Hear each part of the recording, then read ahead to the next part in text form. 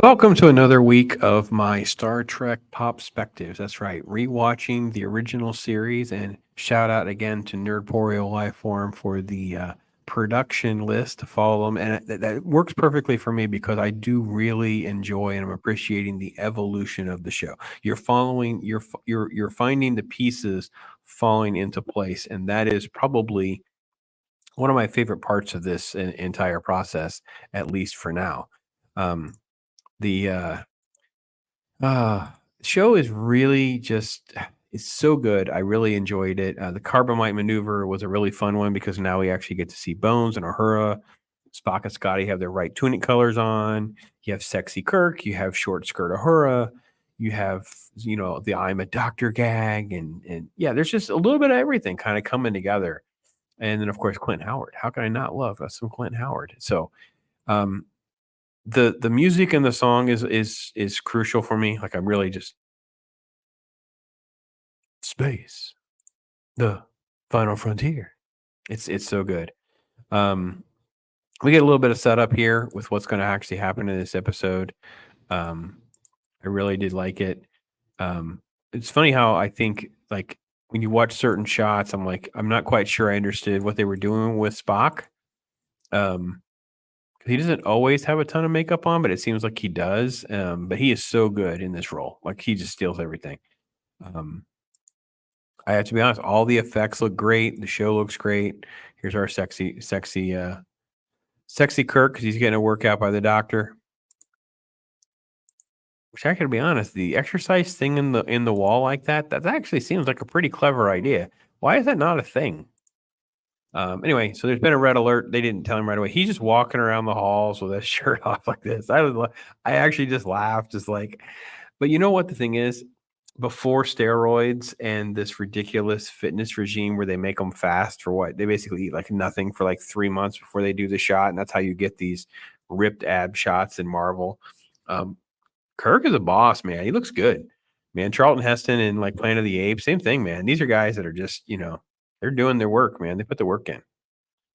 So we have Sulu who's having some great jokes with Bailey. So Bailey makes a comment about being human, which I think is great. I love this line.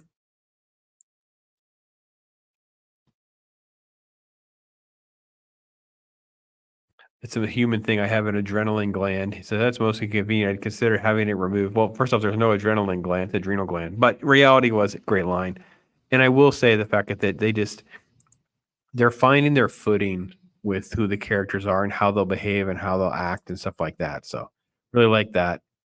Obviously, I said in the last episode, Kirk's got his pointy sideburns. Everything's kind of coming together. Everyone's trying to assess this cube. The cube is moving around, blocking their way, and they don't know what to do. How do they maneuver around the cube? What is the deal with the cube? It's putting off radiation. Is it a risk or not a risk? Those kinds of things. And then, of course, Bailey got emotional because he's talking about just blow it out of the sky. And by the way, there are shots that are so Star Trek cliche from this episode. So this episode has to be one that everybody actually still likes. I like the episode, but I don't know the way to rank them because I haven't watched all of them in so many years. I haven't watched them in order or any order. So I would assume because there's so many shots of, I mean, I paused it. It's off by like a second or so. You get a really good shots of Kirk. The shots of um, the creature, uh, Baydock, is that right? Say his name, Baydock, Bodoc. Um, um, it is. It's just it's stuff that you remember. It's stuff that you know, and it's associated with the episode. So, um, yeah. Oh, Baylock. Yeah, Baylock. Um, so I thought everything works really well. It's a lot of assessment and what do we do. You can see Bailey freaking out. He's going to get removed from duty. When he's going to have to come back or not. Good special effects. And again, like I said before, I just love everything about it. Okay, so this actually sets up the other thing too. We saw a little bit of this in the beginning of the episode. Now we see it again. And they had this in the pilot, they had this in the other episodes, and that is the relationship between the captain and the doctor, this medical thing.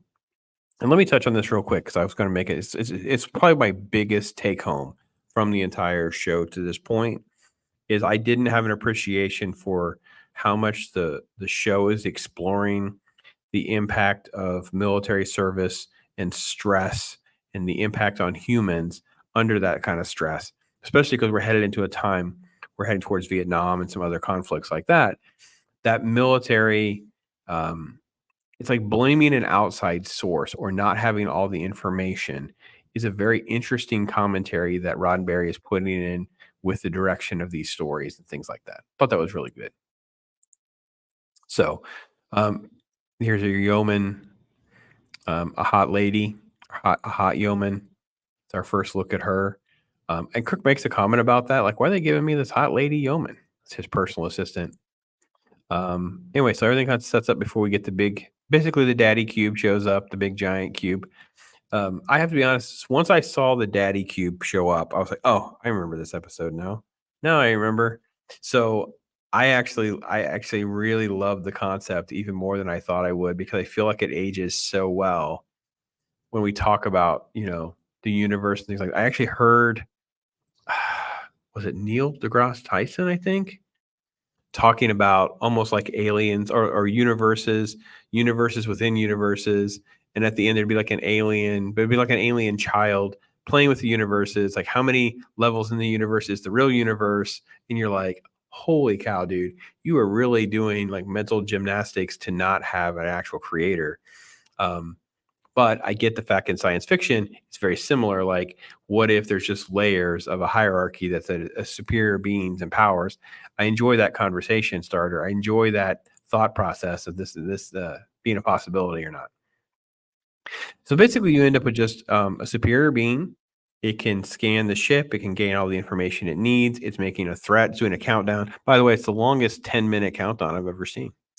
But I do like the fact that it works really well. It creates attention, and then you end up with sort of like just how the stress is working on different characters before you have Bones interceding. And then later it's Bones, it's the one that kind of has the breakthrough comment about bluffing, right? And that leads Kirk to think about poker, a different kind of game, because obviously Spock knows a lot about chess and some of the strategies, but poker is a different kind of game, and it's about bluffing. And that's what he does. He basically does those bluffs. That's what the Carbomite is. Okay, I like the fact that they kind of know it's BS, but they don't have any major thing. And I will say I like the fact that with the tunics, they kind of like changed it so they have an undershirt that's black, so it separates it breaks the color up a little bit. So I like that. Um, so the carbamite threat kind of creates the bluff they need, and then they're going to be basically be towed away by the little set of dots. Okay. So the little thing breaks off. Now they're going to be towed away like a tractor beam. They're going to get towed away. And in that process, then there's another maneuver, Carbonite maneuver. Give them enough time and this is the cliche that Saturday Night Live did about like just camera to the left, camera to the right. Um, I don't know, man. I had a good time with it.